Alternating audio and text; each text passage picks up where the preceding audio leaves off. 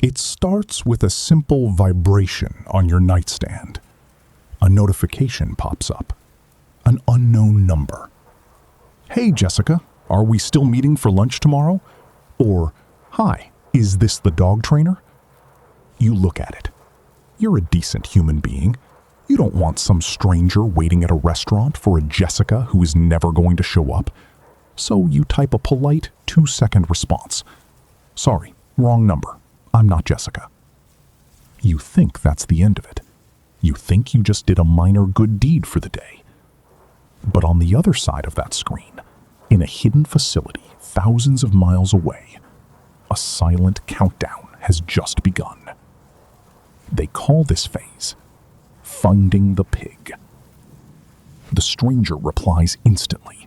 "Oh, I am so sorry. My assistant must have written down the wrong digit, but you are very kind for replying. I'm Sophie, by the way." It feels so natural. Sophie seems polite, maybe a bit lonely, and incredibly wealthy, judging by her casual profile pictures of high-end cafes or beautiful vacation spots. She keeps the conversation going. She asks about your day. She shares a picture of her lunch. Before you know it, you aren't talking to a wrong number anymore. You are talking to a friend. This is where the term pig butchering, or sha zu pan, comes from. It is a phrase coined by the organized crime syndicates who perfected this psychological horror. You don't slaughter a pig when it's skinny. You feed it. You make it feel safe, comfortable, and well-fed. For weeks, sometimes months, Sophie doesn't mention money. She doesn't ask for your credit cards. She doesn't send sketchy links. Instead, she provides something far more valuable: emotional connection. She listens to your complaints about your job.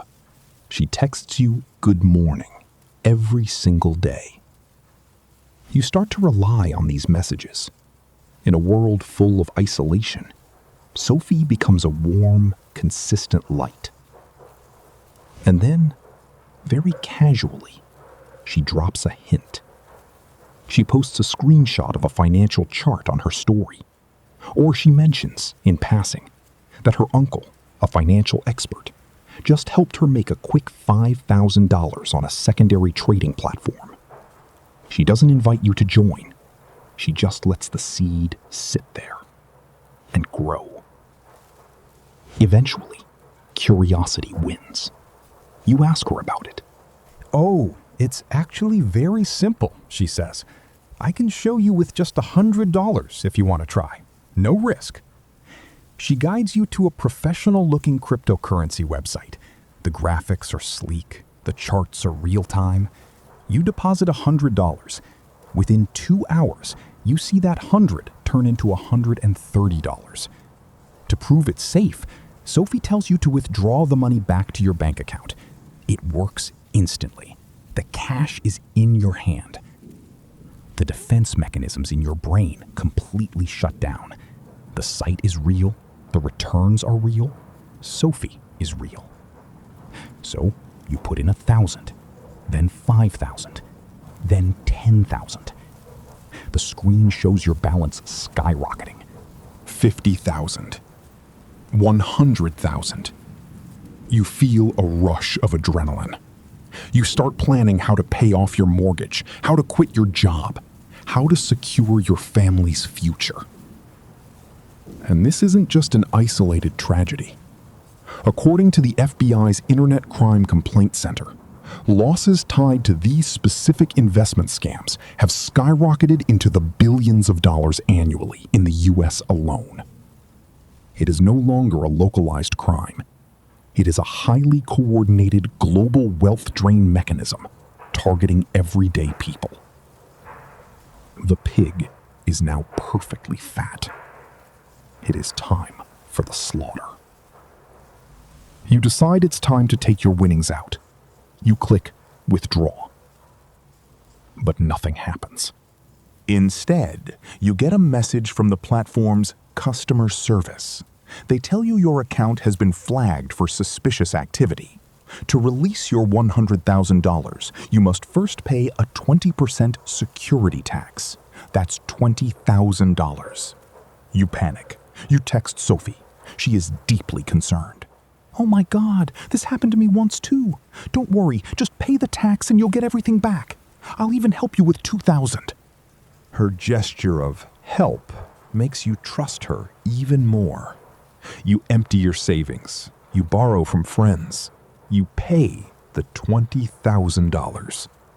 But then the system demands another fee, a gas fee, then an anti-money laundering fee. Slowly, the realization begins to sink in like cold lead in your stomach.